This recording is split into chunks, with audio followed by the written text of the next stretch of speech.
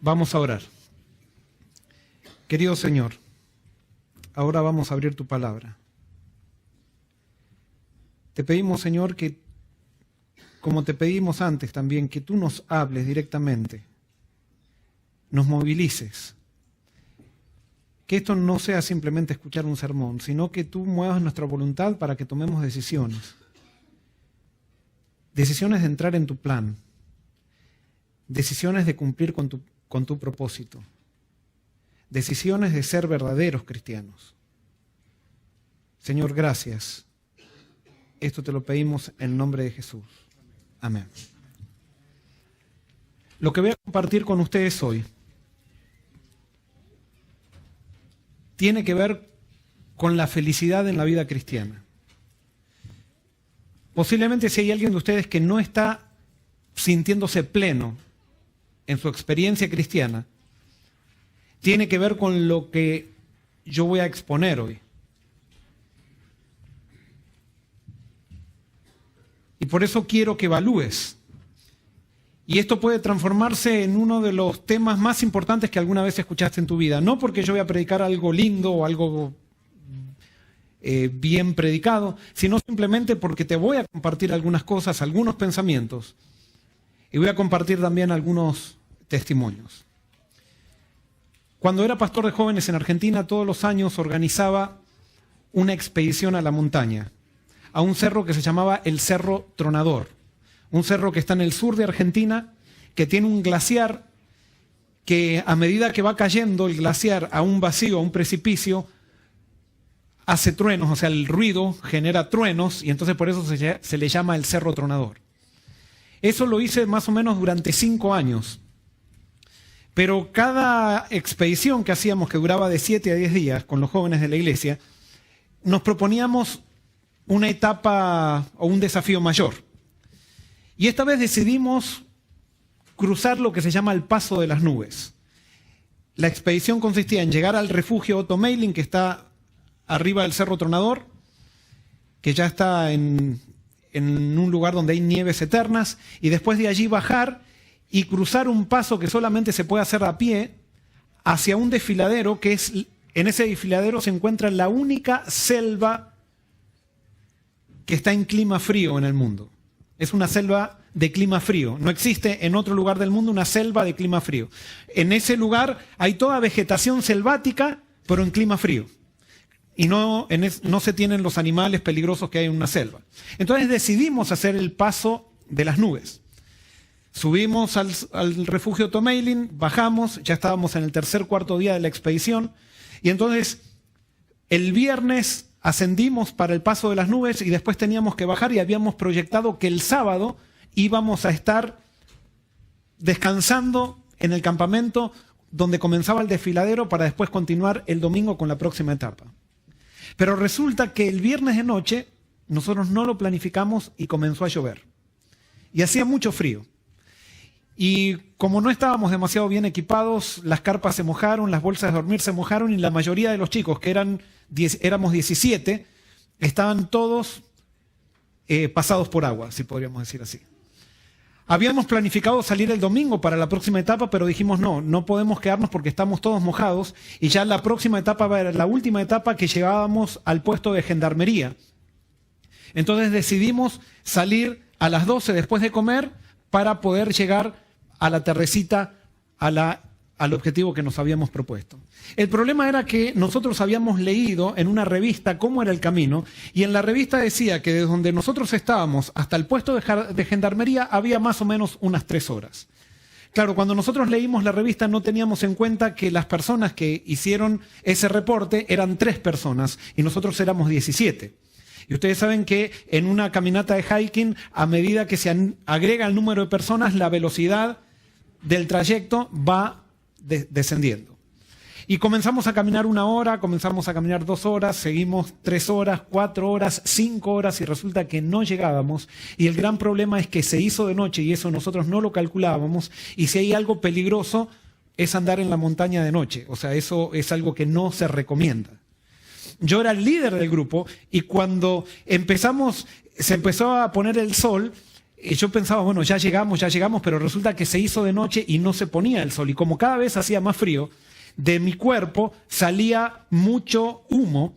Y entonces cuando prendía la linterna para ver dónde estaba el sendero, no se podía ver nada. Después de avanzar un tiempo, empecé a tener cada vez más ansiedad y le decía a Dios, Señor, esta es la última expedición, te lo prometo, no hago más otra expedición con tanta gente. Vieron todas esas cuando agarra la desesperación. Y entonces en un momento hice un alto, llamé a los jóvenes líderes que me estaban apoyando y les dije, miren, quiero decirles lo siguiente, estoy perdido. No le digan a nadie, pero estamos perdidos.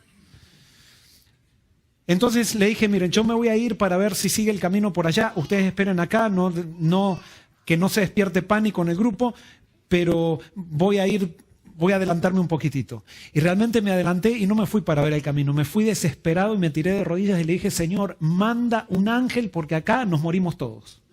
Estaba comenzando a nevar incluso. Y estábamos todos mojados, por lo tanto una nevada con todos los cuerpos mojados, las carpas estaban mojadas, las bolsas de dormir mojadas, era algo pero muy peligroso. En eso que me clamé y me tiré al piso realmente rogando a Dios y clamándole para que mande un ángel y nos guíe, levanto la vista y miro para adelante y había un puentecito, veo que había una cosa, me acerco y era un puentecito roto.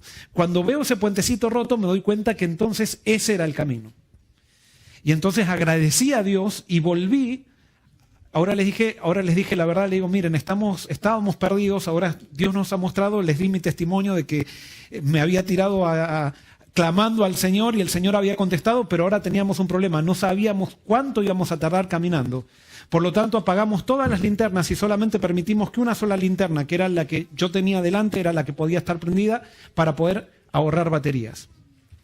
Nos agarramos todos de la cintura y teníamos que ir caminando y como era selva, no se veía absolutamente nada. Entonces yo iba diciendo, viene tronco, viene piedra, cuidado la cabeza.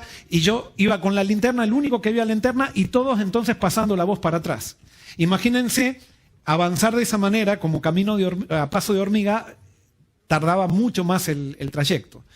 Lo peligroso de esto es que si realmente seguía bajando la temperatura como estaba bajando, corríamos riesgos de que alguien se muera. Y en ese trayecto todos éramos conscientes de que no nos podíamos quedar quietos. En ese momento, el que se quedaba quieto podía morir. Y comenzó a nevar y no nos quedamos quietos, y porque no nos quedamos quietos, estoy hoy acá contando la experiencia. Porque pasaron unas 2 horas y pudimos llegar al puesto de gendarmería. Y los gendarmes cuando nos vieron, porque ellos sabían que habíamos salido y que había un grupo en medio de la montaña, nos dijeron, si ustedes no llegaban esta noche, nosotros sabíamos que teníamos que buscar, algún cuerpo teníamos que buscar mañana. Y no íbamos a salir de noche a buscarlos. O sea, si no llegaban esta noche, nosotros salíamos mañana, pero sabíamos que alguien íbamos a tener que traer, solamente iba a ser un cuerpo. ¿Por qué les cuento esto? Esto tiene un paralelismo con la vida cristiana. Puede haber personas aquí que están camino a la muerte espiritual.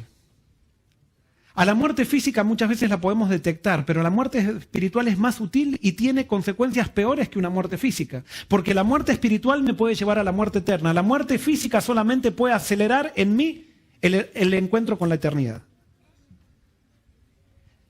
Pero la muerte espiritual muchas veces no nos damos cuenta. Y Dios determinó algo que cuando nosotros nos entregamos a Él, que es algo muy difícil porque Él tiene que quebrar nuestro orgullo y nosotros nos tenemos que rendir a Él, una vez que nos entregamos a Él y Él nos perdona, solamente gracias a lo que Jesús hizo, después de eso nosotros debemos colaborar con Él para permanecer en la experiencia y en la motivación cristiana. El gran problema es que muchas veces la gente piensa que como Jesús nos salva de todo y nos salva para el perdón y nosotros no tenemos que hacer nada para ser perdonados, después para permanecer en la experiencia cristiana se lo entregamos todo a Jesús y nosotros no tenemos que hacer nada. No, nosotros para permanecer en esa experiencia debemos colaborar con Jesús. Esa experiencia no nos salva, sino que esa experiencia nos mantiene en la salvación. Nosotros somos salvos solamente a través de Jesús. Pero una vez que Jesús nos salva y nos perdona, para mantenernos en el gozo cristiano, para mantenernos en la motivación, nosotros tenemos que estar en movimiento. Y es por eso que Dios determinó que las iglesias o la iglesia cristiana sea un movimiento. Dios nunca determinó que la iglesia sea una institución. La institución es lo que el movimiento creó para ser más eficientes en la misión. Pero la iglesia siempre tiene que ser un movimiento porque Dios ha determinado que la misión es lo que a alguien lo mantiene vivo en la experiencia espiritual. Pero nosotros hemos confundido muchas veces la misión con actividad en la iglesia. Y quiero decirte algo, actividad en la iglesia no es misión. Y es por eso que hay mucha gente que está activa en la iglesia que se puede estar muriendo espiritualmente, pero está súper activa. Y a veces decimos, pero ¿cómo? Si estaba tan activo, estaba aquí ahora, de repente dejó todo. Lo que pasa es que estaba activo, pero no estaba en misión. Y lo que Dios pide es misión. ¿Y cuál es la diferencia entre misión y actividad? ¿Cuál es la diferencia? La diferencia entre misión y actividad eclesiástica es que misión es única y exclusivamente significa trabajar por otra persona. Eso es misión. Misión es estar preocupado para que otra persona, no es para que otra persona venga a la iglesia, sino para que otra persona reciba a Jesús. Para que otra persona se encuentre con la felicidad que encontré yo en Cristo. Y quiero decirte algo, la vida cristiana tiene muchas pruebas. Tiene muchas pruebas. Pero no solamente la vida cristiana tiene pruebas. Vete al mundo y vas a tener peores pruebas todavía que la vida cristiana. Pero las personas que no están en misión, cuando vienen las pruebas de la vida cristiana, se desaniman y quieren dejar todo por el hecho que no están en misión, porque no tienen el gozo del Espíritu. Lo único que me puede ayudar a permanecer en el gozo del Espíritu es estar en misión. Y vuelvo a repetir, estar en misión es trabajar por la salvación de otra persona. No todos pueden dar estudios bíblicos, no todos pueden predicar, no todos pueden, pero eso no es la misión. Misión es estar preocupado por contagiar la felicidad de Cristo a alguien. Quizás no le doy estudio bíblico, pero soy un instrumento para que esa persona se pueda encontrar con el Señor. ¿Y sabes qué? Dios determinó que el 100% de su iglesia esté en misión. No es que un porcentaje de la iglesia nomás está en misión, no, Él determinó que el 100%, y el que no está en misión se está muriendo espiritualmente, lo querramos o no lo querramos. El que no se mueve, se muere. No puedes quedarte quieto. Y quiero leerles esta cita, dice, el mandato, hablando de la misión, dice, el mandato que dio el Salvador a los discípulos incluía a todos los creyentes en Cristo hasta el fin del tiempo. Es un error, ¿cómo dice? ¿Es un error cómo? Fatal. ¿Qué quiere decir fatal? Que me lleva a muerte. O sea, no, es un error fatal, me lleva a la muerte. Si me quedo quieto, me muero. Es un error fatal suponer que la obra de salvar almas solo depende del ministro ordenado. Todos aquellos a quienes llegó la inspiración celestial reciben el evangelio encometido. A todos los que reciben la vida de Cristo se les ordena trabajar para la salvación de sus semejantes. ¿A cuántos? A todos, no a algunos. Pero esto no es decir, ahora hay que trabajar. No es algo miserable, es algo que cuando Dios me llama y me perdona, me da su Santo Espíritu y el Espíritu de Dios me mueve para eso. Dice, la iglesia fue establecida para esta obra y todos los que toman sus votos sagrados se comprometen por ello a colaborar con Cristo. Y fíjense esto.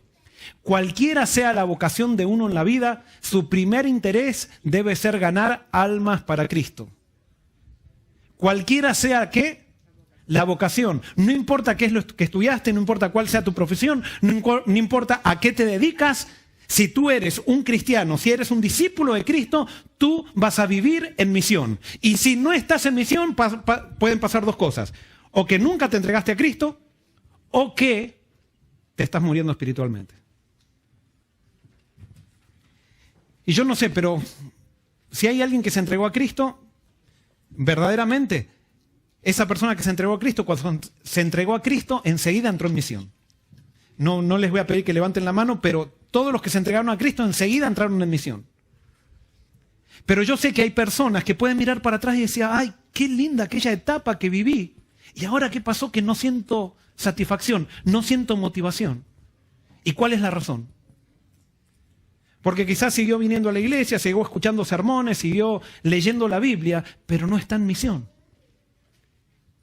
O quizás confundió la misión con actividades en la iglesia. Entonces viene la junta de esto, la junta del otro, pero y organiza este programa, organiza aquel programa, está en aquel proyecto, pero no trabaja por alguien. Y Dios te mandó a trabajar por las personas que están en Jerusalén, no para que salgas al final de la tierra. ¿Por qué? Porque otros confunden la misión con programas misioneros. Programas misioneros no es lo mismo que la misión. Un programa misionero es cuando aquellos que están en misión se unen para hacer algo juntos.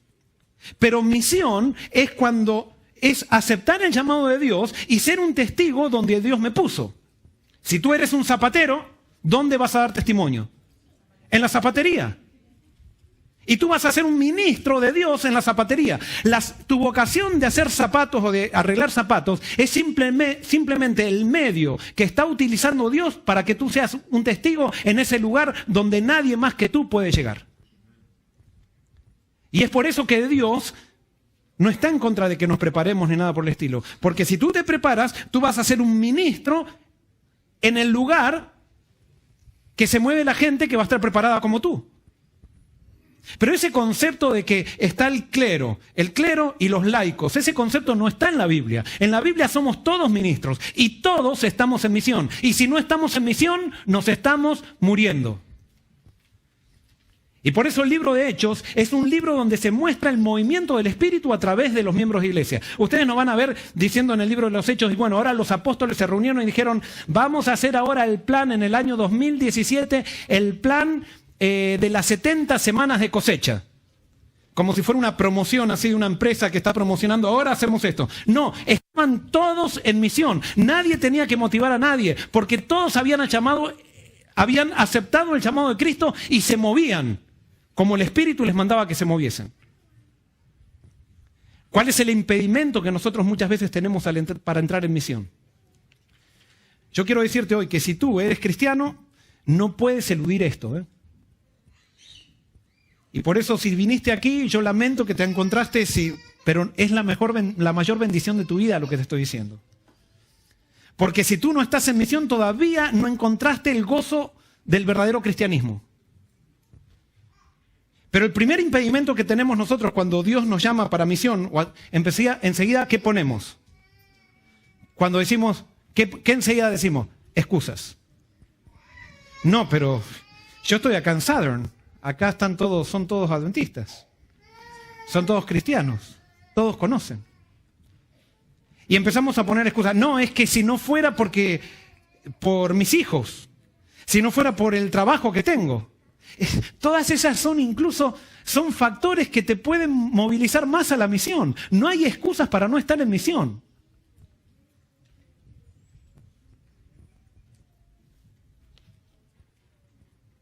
Y es por eso que las iglesias han dejado de ser lugares, plataformas de misión para transformarse en plataformas de programas bonitos. Entonces tenemos iglesias más sencillas que entonces tienen el programa de sociedades jóvenes con el juego, con esto, con lo otro, con la comida mañana de las mujeres, el de los caballeros, y después las iglesias un poquito más sofisticadas con orquestas, y entonces están ensayando todos para la orquesta, con el plan acá, las oraciones son practicadas, incluso porque hacen oraciones así que dicen, wow, qué maravillosa oración y todo eso. O sea, unos programas tremendos, pero eso no es misión. Nos estamos muriendo espiritualmente porque no estamos trabajando por otra persona. Y esas personas están en Jerusalén, después en Judea, después en Samaria y recién después en lo último de la tierra. Tenemos que empezar a testificar donde estamos. Y Dios te pide que empieces a ser un testigo en tu familia, con tu familia. Y después de tu familia, que seas con tus parientes. Y después con tus parientes, con tus vecinos. Y después con tus vecinos aquí en la iglesia. Hermanos, ese es el secreto para el gozo cristiano. Y yo sé que todos los que alguna vez experimentamos el estar en misión sabemos que no hay condición más gozosa que estar en misión. Pero Satanás se las arregla para llenarnos con presiones, para llenarnos con situaciones que nos llenan nuestro tiempo para no estar en misión, o con excusas para creer que nosotros no podemos.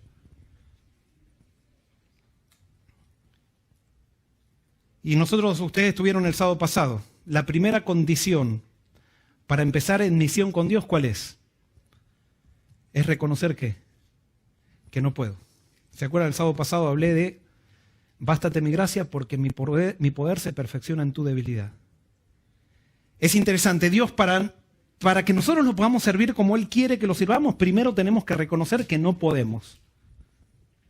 Y ahí tenemos la experiencia de Moisés. Moisés se formó con todos los beneficios que daba una educación superior, la mejor educación del mundo en Egipto. ¿Y saben qué? Dios lo llamó a Moisés cuando estaba en Egipto.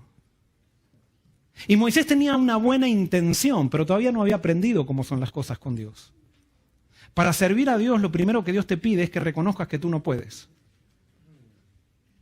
Pero Moisés, como él sentía que era el que sobresalía, el que iba a ser el sucesor de Faraón y todo eso, él pensó que podía. Y cuando intentó hacer algo para Dios pensando que podía, lo único que hizo fue meter la pata. Y Dios lo tuvo que llevar 40 años al desierto para mostrarle que no era la formación de Egipto lo que le daba el poder para hacer la misión, sino que era la dependencia de un Dios todopoderoso y su reconocimiento de que él no podía para hacer las grandes obras que Dios se había propuesto. Porque ni lo que había preparado en Egipto era suficiente para hacer la obra que Dios se había propuesto para él. Y por eso, en la vida cristiana, ¿sabes qué? Dios quiere un poquito más que tú, o sea, y te digo, y por suerte es así, que salgas a hacer encuestas y a repartir y a golpear puertas para ver si la gente quiere estudios bíblicos. Dios tiene un sueño mucho más grande para ti y para mí. Dios tiene un sueño, pero un sueño que nosotros no nos lo imaginamos. Lo único que tenemos que hacer es aceptar el llamado de Dios. Pero cuando Dios lo llamó a Moisés, Dios encontró a Moisés justamente lo que quería encontrar. ¿Qué le dijo Moisés? Señor, yo no puedo. Y dijo, al fin, dijo Dios. Ya Dios no puede agradecer a Dios, ¿no? Pero se podía agradecer a sí mismo. Al fin, lo hice bien. Me dijo lo que necesitaba decir, no puedo. Y entonces cuando Moisés dijo no puedo, Dios se manifiesta a Moisés y dice, mira, te voy a mostrar mi poder. Tira la vara. Y tira la vara y se transforma en serpiente. Ahora agárrala. Y la agarra y se... Cuando nosotros decimos no podemos, el poder de Dios se manifiesta en nosotros. Porque es el poder de Dios que hace las cosas, no nuestro poder. Pero entonces después, cuando Dios le da la misión, porque ahí hasta ahí todo bien, pero cuando le da, no, dice, yo no puedo, no va a poder. Entonces dice que Dios ahora, porque tú no te tienes que fijar en lo que tú puedes o no puedes, sino tú tienes que fijarte en lo que Dios quiere o puede. Y ¿sabes qué? Cuando Dios quiere algo, Él es todopoderoso. Y si Él te llamó para algo, Él te va a dar todo el poder para hacer aquella cosa imposible. Pero tú tienes que estar dispuesto. ¿Cuál es la excusa que tienes para no estar en misión? Te pregunto. ¿Cuál es la excusa? Y hoy yo me propongo con el poder de Dios deshacer todas tus excusas. Y no te las voy a deshacer con argumentos. Te las voy a deshacer con testimonio.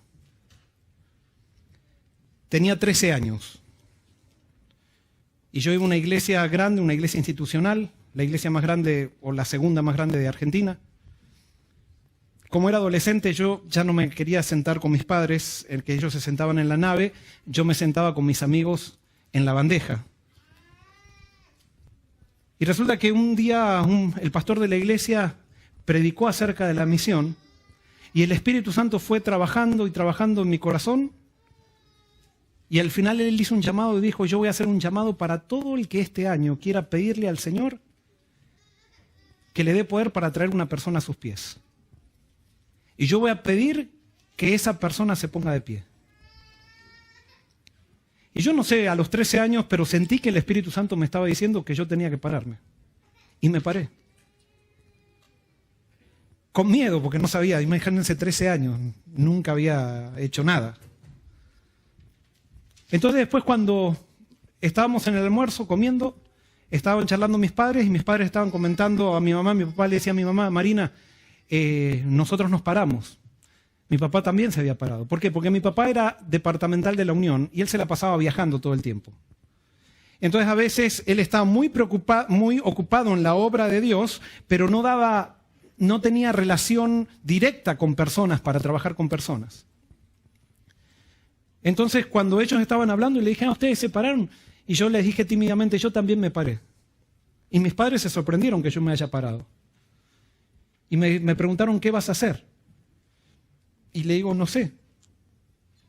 Bueno, me dicen, tenés que ser testigo en la academia. Si vos querés, Dios te va a dar la oportunidad. Bueno, empecé a ir a la academia que justo había pasado allá se llama la escuela primaria, 7º grado, se pasa al high school. Entonces comencé a ir al high school ese año. Y llegó justo un compañero, el de banco, que era bautista. Y entonces un día estábamos ahí, me dice, Joel, ¿querés venir el domingo a mi iglesia? Entonces le digo, bueno, le voy a preguntar a mis padres. Fui a la casa de mis padres, a mi casa, que era mi casa. Entonces fui ahí con mis padres y le digo, miren, Cristian me invitó a su iglesia el domingo, ¿puedo ir?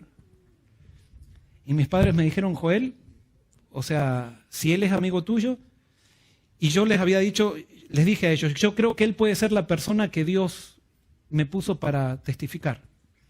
Entonces me dicen, bueno, anda el domingo a la iglesia.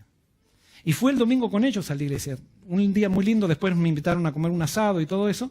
Pero entonces yo después lo invité a mi iglesia y Cristian vino a mi iglesia. Vino a un campamento de jóvenes y entonces lo invité al campamento de jóvenes y él dijo, le voy a pedir permiso a mis padres. Entonces, cuando le pidió permiso a los padres quisieron venir a conocer a mis padres para conocer quién era el padre del amigo de su hijo.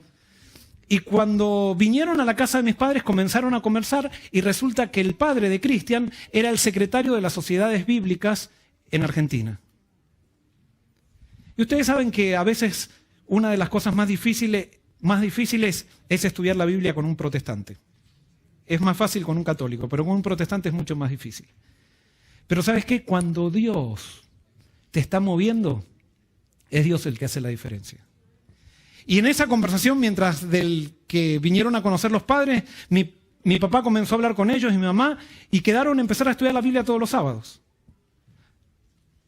A todo esto, mis padres salieron a golpear puertas y encontraron una señora ahí en el barrio que había quedado viuda y que tenía 5 hijos y que estaba muy necesitada, y comenzaron a ayudarle y también le empezaron a ofrecer estudios bíblicos y comenzó a estudiar la Biblia. En resumen, les cuento, ese año, todos los sábados de tarde, cuando mi papá no estaba de viaje, nos juntábamos en mi casa a estudiar la Biblia. Eso pasó más o menos por marzo-abril. Comenzamos con ese proceso. En diciembre, la señora con los 5 de sus hijos se estaba bautizando y Cristian con sus padres y su hermana se estaban bautizando también. ¿Quién hizo la obra? Dios. Lo único que necesitaba era alguien dispuesto. Dios te está llamando también a ti y tú tienes que estar dispuesto. No le preguntes a Dios cómo va a hacer las cosas. Simplemente tienes que decir, Señor, yo estoy dispuesto. Quiero salir de este letargo espiritual. Quiero salir de esto de estar en una iglesia que es una máquina haciendo programitas y todo lo demás, y quiero hacer lo más importante. No digo que los programas no sean importantes, pero hermanos, lo más importante es la misión. Y si no estamos moviéndonos, entonces estamos camino a la muerte espiritual, lo quieras o no lo quieras. Y yo le pido al Señor que esta meditación que estoy presentando de alguna manera toque el corazón, como esa vez que ese pastor tocó el corazón mío cuando tenía 13 años. Yo sé que no todos, va a haber muchos que van a poner las excusas más grandes, que van a poner a las excusas como si fueran más grandes que el poder de Dios. Y bueno, es tu decisión. Pero ojalá que una mayoría pueda decirle al Señor, Señor, yo quiero empezar a experimentar la vida cristiana que sea una aventura. No esa vida cristiana rutinaria, esa vida cristiana institucional, esa vida cristiana que está apegada a una iglesia y no apegada a una persona que es Jesucristo. Cuando tú estás en Jesucristo, no puedes vivir escondiendo para quién vives.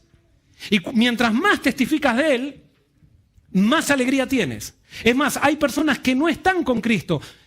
Y alguien puede pensar, entonces tienen que empezar a estudiar la Biblia para entregarse a Cristo. No, esas personas incluso se ponen en misión y se encuentran con Cristo. Ese es el poder que tiene la misión. Y por eso San Agustín decía, busqué a Dios y no lo encontré. Busqué a mi prójimo y nos encontramos los tres. Porque Dios determinó que si tú lo amas a Él, le tienes que dar un vaso de agua a un niño. No se lo tienes que dar a Dios, se lo tienes que dar a un niño. Porque Dios se manifiesta a través de las personas que te rodean. Y Dios te puso un montón de personas para que tú les hables de Él. Y te quiero decir algo, cuando tú pasas por pruebas en la vida y empiezas a trabajar por personas y empiezas a ayudar a la gente, las pruebas tuyas de la vida se empiezan a disminuir. No las ves tan grandes como las veía antes. Pero cuando estamos en ocio espiritual, es que nuestras pruebas comienzan a ser tan grandes. Y como te dije, hay veces muchas excusas que ponemos para no estar en misión. Pero quiero terminar contándote una experiencia que a mí me marcó la vida. Fue la experiencia de un muchacho. No te voy a contar, esto no es de un libro, yo fui testigo de esto.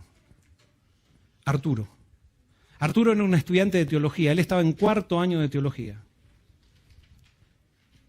Era un líder. Él había estudiado ingeniería y cuando estaba en el 4º año de ingeniería sintió el llamado a estudiar teología y dejó ingeniería y se fue a estudiar teología.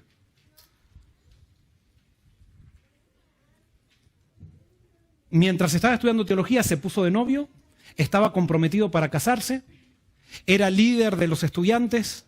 Todo el mundo, yo no lo conocía directamente, pero lo veíamos de lejos, siempre estar allí liderando, trabajando por las cosas.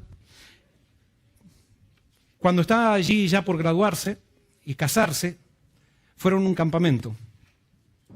Y un sábado de tarde que estaban, parece un poquito aburridos, era un campamento de guías mayores, unos empezaron a decir, vamos a tirar al agua a Marcela. Y agarraron a Marcela y la tiraron al agua, a un arroyo que había, la tiraron al arroyo.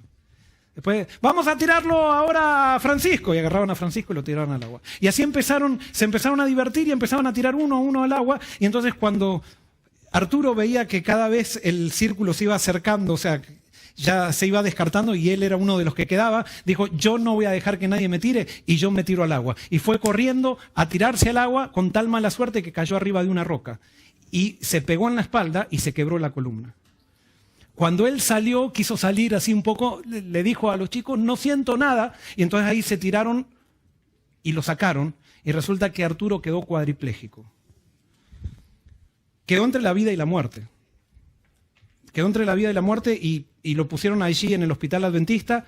Y todos estábamos esperando a ver qué pasaba, qué decidía Dios con su vida.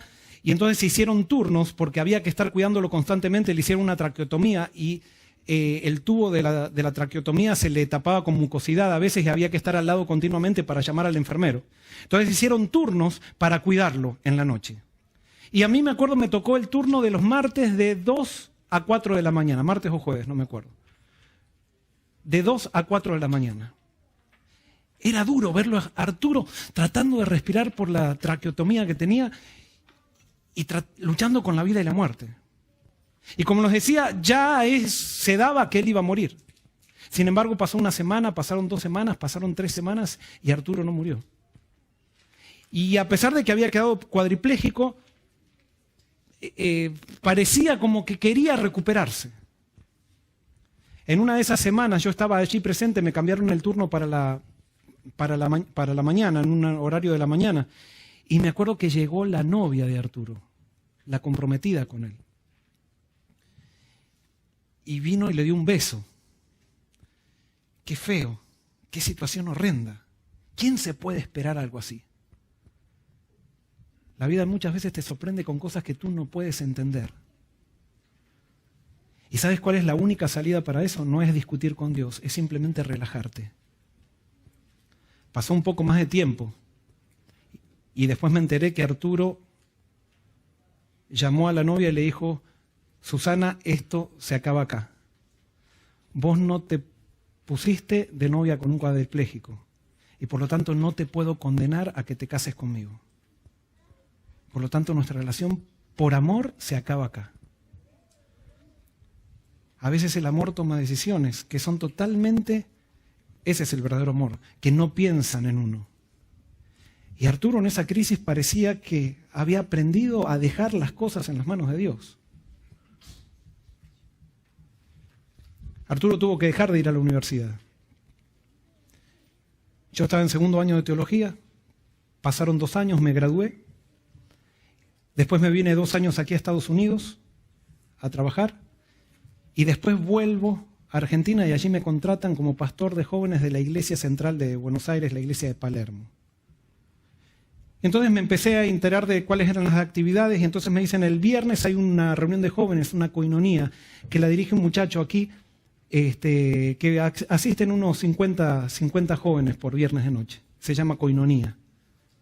Bueno, fui el primer viernes y cuando llego, era una reunión informal, estaba en el salón de jóvenes sentados todos en ronda y en el medio estaba Arturo sentado en una silla de ruedas.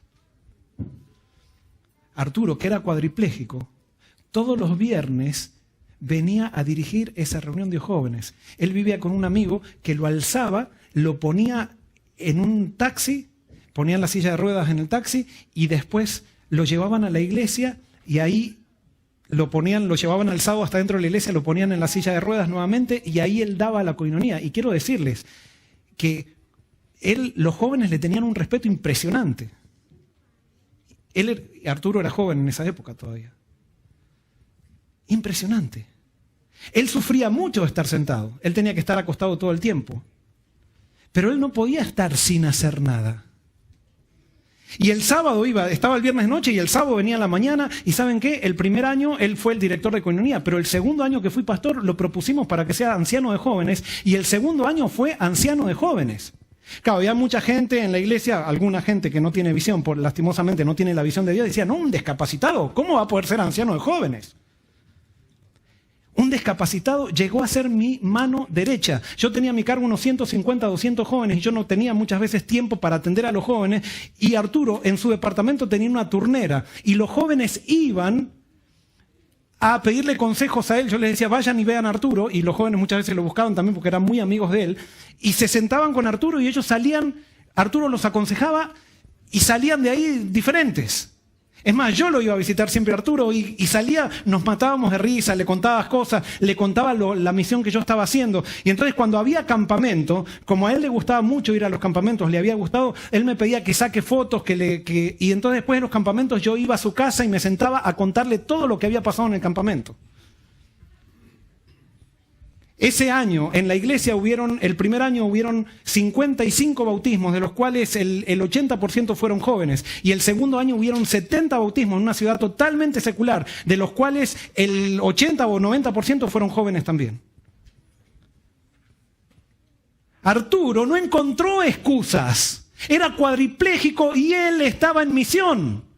Cuando tú y yo no estamos en misión, es que hay otros intereses en nuestra vida que los hemos puesto más altos que Jesucristo. Y estamos jugando a la iglesia, pero no estamos realmente. Es una cultura la iglesia, no estamos en el reino de Dios. O quizás entramos al reino de Dios, pero estamos a riesgo de perderlo. Y no quiero decirte ahora que vamos a ganar la salvación por la misión, pero quiero decirte que sí, te puedes encontrar nuevamente con la renovación en Cristo cuando decidas salir de todo ese barro en el cual estás embarrado de tus quejas, de tus insatisfacciones, y empieces a mirar fuera de ti para empezar a hacer cosas por la gente. Esa es la solución. Esa es la solución para tus problemas. Ese es el secreto de tu felicidad. Es más, tenemos promesas en la Biblia y también en la inspiración que nos dicen que si nosotros nos dedicamos a la misión, no a la actividad eclesiástica, sino a la misión, Dios se hace cargo de todos nuestros otros problemas. Imagínense qué interesante eso. Si nosotros vivimos en misión, Dios se hace cargo de todos nuestros problemas. Y ¿saben qué? Eso, no tengo tiempo ahora de contarles, porque ahí tengo muchas cosas para contarles, pero en una iglesia, a una señora que tenía todos los hijos fuera de la iglesia y que tenía un hijo especialmente que era drogadicto, que andaba en pandillas, Eso pasó hace poco, eso soy testigo, vuelvo a repetir, no les estoy contando cosas de libritos, sino que estoy contando cosas que ha hecho Dios frente a mí. Y que Dios me ha dado el privilegio, sin merecerlo, de ser testigo de su poder. Le comenté a esta señora y le dije, fulana, tú simplemente ocúpate de la misión. Déjale todo en las manos a Dios. Eso ocurrió hace unos 15 años. Ahora, el hijo de él, que estaba en pandilla, de ella, que estaba en pandilla, que se estaba por divorciar, el hijo de él es pastor en New England. Y la hija de él viene todos los sábados a la iglesia, no está acá, si no le diría que dé testimonio, pero viene todos los sábados aquí a la iglesia. Dios, cuando nosotros hacemos lo que Él pide, Él se encarga de todo porque Él es poderoso. Y nosotros tenemos que responder a eso, tenemos que responder. No podemos, quedarnos ajenos a la misión. Cuando llegó el tiempo que me trasladaron del distrito ahí de Palermo y me trasladaron a una ciudad que se llama Mar del Plata, que quedaba a 5 horas de Buenos Aires, fui a despedirme de Arturo. Y repasábamos con Arturo todas las cosas que habíamos hecho, que Dios había hecho en esos 2 años. Y realmente no lo podíamos creer. Y Arturo me dijo, Joel, yo me despido de vos, pero yo voy a seguir orando hasta que me muera por vos. Pero te voy a decir algo. Yo estoy orando para que Dios haga un milagro. Yo sé que Dios lo puede hacer. Y yo quiero que Dios haga el milagro antes de que Él venga. Y algún día vamos a ser compañeros, pero yo voy a estar caminando. Yo lo miré y le dije, Arturo, yo no sé qué es lo que va a hacer Dios, pero sí lo que te digo es que yo voy a hacer tus piernas. A donde vaya, yo voy a predicar acerca de la segunda venida de Cristo. A donde vaya, yo voy a tratar, por el poder de Dios, hacer una diferencia. Y tu testimonio se va a reproducir por todos lados. Porque todos te van a conocer. Donde yo esté, todos van a conocer al Dios que vos servís.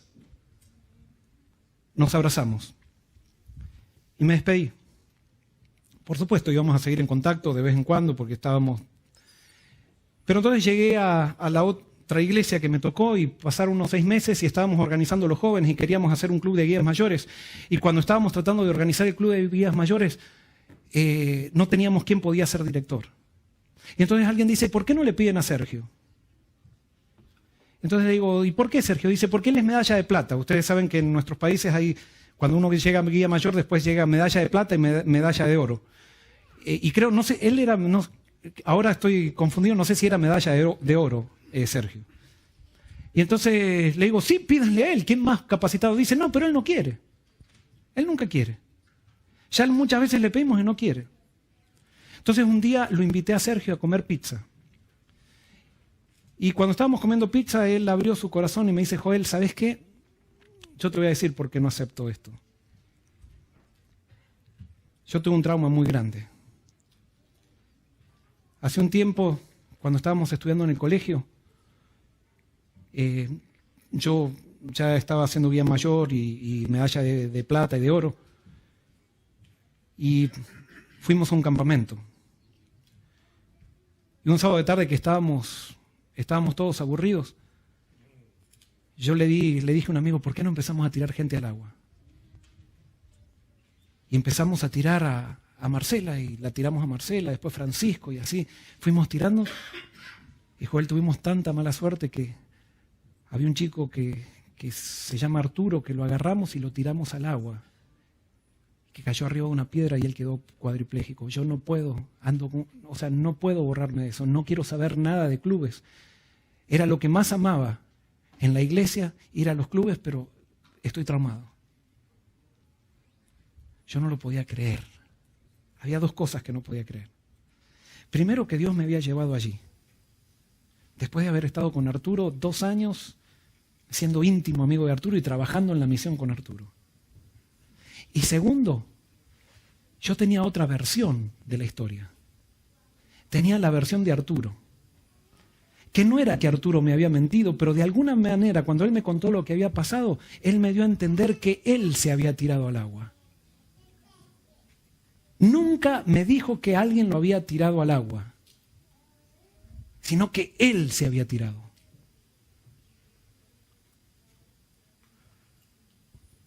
Y Sergio me dice, Joel, yo no sé si conoces a este muchacho, yo ni sé dónde está. Te digo, tengo tanta culpa hace tantos años que ni sé dónde está. Cuando terminamos la conversación me fui a mi casa y llamé por teléfono a Arturo. Le digo, Arturo, acá está Sergio. Y cuando le digo, acá está Sergio, me dice, Joel, ¿dónde está? Quiero verla. Decile que lo quiero ver. Decile que está perdonado. Decile que yo no tengo nada. Decile que Dios utilizó esto para algo en mi vida. Pero hace años lo quiero ver y no sabía que era de la vida de Sergio. Y Joel, él debe estar muy, muy cargado con todo lo que pasó. Yo quiero, por favor, que le digas, decirle, asegúrame que le vas a decir y que lo quiero ver. Le dije, Arturo, te prometo que yo le voy a decir. Fui y me encontré con Sergio y le digo, Sergio, yo no te dije, pero yo soy íntimo amigo de Arturo. Y le conté todo lo que había vivido en la experiencia pasada. Y le digo, Arturo quiere verte. Se puso frío, Sergio. Pero digo, quédate tranquilo, que no quiere verte. Él quiere verte simplemente para verte y abrazarte. Nada más. Ese fin de semana mismo, Sergio se puso el uniforme de guía mayor, agarró su medalla de oro, de plata, que ahora no me acuerdo de qué metal era, y nos fuimos para Buenos Aires, 5 horas de viaje. Y allí pude ver el reencuentro de Sergio y Arturo. La iniciativa la tuvo Arturo.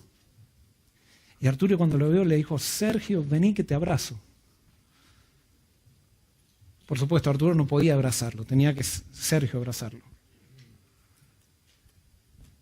Y allí Sergio lo abrazó. Y yo me imagino la carga que había empezado a caer de los hombros de Sergio. Pero ¿saben por qué? Porque Arturo estaba dispuesto a dejar que Dios haga cosas imposibles. Arturo estaba dispuesto a perdonar. Y eso es imposible para nosotros. Pero es posible para Dios. ¿Y sabes por qué Arturo estaba dispuesto a perdonar? Porque él no se quedaba quieto. Porque cuando tú estás trabajando para Dios, Dios se empieza a manifestar en ti. Y Dios te empieza a dar todo aquello que no tienes cuando estás quieto. Arturo permaneció en la salvación de Dios y creció. Y creció y ahora podía perdonar, y ahí se abrazaron y Sergio le dijo a Arturo: te traigo mi medalla de oro, te la regalo. Esto es lo más valioso para mí, es el logro más grande que hice, porque hasta Sergio después de ahí dejó de estudiar y no estudió más ni nada. Dice: este es mi logro, te lo regalo. Y Arturo se rió y le dice: Sergio, la voy a tomar como un préstamo, porque yo sé que Dios me va a levantar. Dios me va a hacer caminar. Y cuando Dios me haga caminar, yo te devuelvo la medalla para que trabajemos juntos. Eso pasó hace unos 23 años, 24 años. ¿Y saben qué? Dios no hizo el milagro. Arturo no caminó. Es más, Arturo el año pasado murió. Pero ¿saben qué? Murió moviéndose. Nunca se quedó quieto. Podría haberse lamentado y decir: se me acabó la misión. No, con la crisis que tuvo, amplió su misión. Eso es lo que hace Dios. No hay nada que Dios no pueda ser vencido. Y la recompensa para Arturo va a ser tan grande en la eternidad. Y hay algo que sí, que eso yo lo creo, es que Arturo, Dios le va a hacer el milagro, porque dice que todos los que murieron trabajando para que Cristo venga, lo dice el Espíritu de Profecía, la Biblia lo da a entender, van a resucitar antes de la segunda venida de Cristo y se van a unir a los 144.000. Y si yo estoy allí, Dios le va a conceder el sueño a Arturo y aquello que hablamos el día que nos despedimos, que un día cuando Él caminara, vamos a estar trabajando juntos. Porque nosotros servimos a un Dios que es más grande que nuestros problemas, un Dios que es más grande que nuestras circunstancias, un Dios que no acepta excusas. Porque Él es todopoderoso, no te está pidiendo nada que tú hagas, te está pidiendo solamente que vengas y que estés dispuesto a que Él te use. Y una vez que Él te usa, colaborar con Él, simplemente colaborar con Él.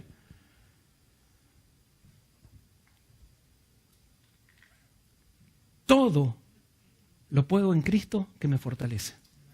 Y quiero terminar mostrándoles un video. Es un video casero que se hizo antes de que Arturo muera. Y ya lo van a ver ahí, grande Arturo. Cuando yo lo conocí era joven.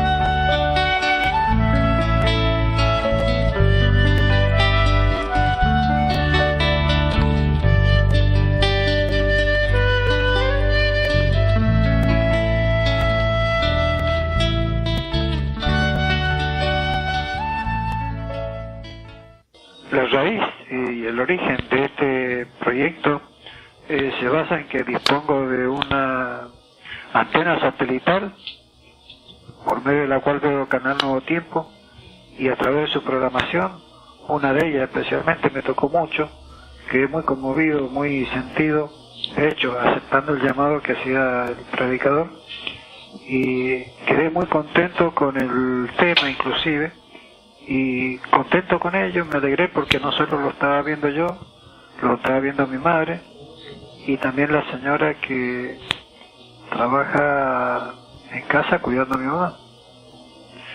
Entonces ocurrió que, pensando en que era tan lindo eso, que éramos muy poquitos para estar compartiendo algo tan lindo, que por qué no compartirlo con todos los vecinos. Y bueno, fuimos a un proyecto de llevarles un cable, tipo cable canal, a cada vecino. Eso lo hice en la manzana de mi casa, y dio ciertos resultados, pero es demasiado poco. Entonces pensamos que se podía hacer con una transmisión televisiva. Íbamos a hacer un experimento con un hermano de iglesia. Finalmente no lo pudimos hacer por problemas de trabajo de él. Entonces nos lanzamos a este otro de colocar una torre, porque se dieron las oportunidades de entrar en el censo, etcétera, etcétera. Y aparecieron algunos donantes que los mandó al cielo. Y bueno, se han comprado los equipos, está la torre instalada. Estamos haciendo las pruebas de transmisión, y lo que más me entusiasma es que la gente que no es de la iglesia le está gustando recibir esta señal. Y próximamente, un par de semanas más, ya estaremos transmitiendo en forma continua. Y con muchas ganas quiero continuar hasta ver los frutos, si es posible. El hecho de ser lisiado para encarar este tipo de proyectos ni siquiera influyó para nada, porque una vez que me concentré en ello, ni siquiera me daba cuenta que soy lisiado, ni lo considero, solamente veo que hay algunas limitaciones y hay que buscar solución para las limitaciones y seguir adelante. No me explico por qué otra gente que teniendo muchos más elementos no se mueven a la velocidad que me quisiera mover yo. Y es nada más que por una cuestión de convicción, porque si algo se empieza hay que hacerlo, y con un sentido de urgencia, no para mañana sino para antes de ayer. Y por otro lado, el mundo se está terminando, las noticias internacionales, lo que estamos viendo, y en la sociedad actual, en el medio que nos rodea, todos hablan de un fin inminente, y bueno, la gente ni siquiera sabe por qué van a venir estas cosas, y tenemos que decirle, y todos somos responsables, todos los que conocemos de este tema somos responsables. Y yo me olvido que soy lisiado, no es una limitación para mí, absolutamente ninguna.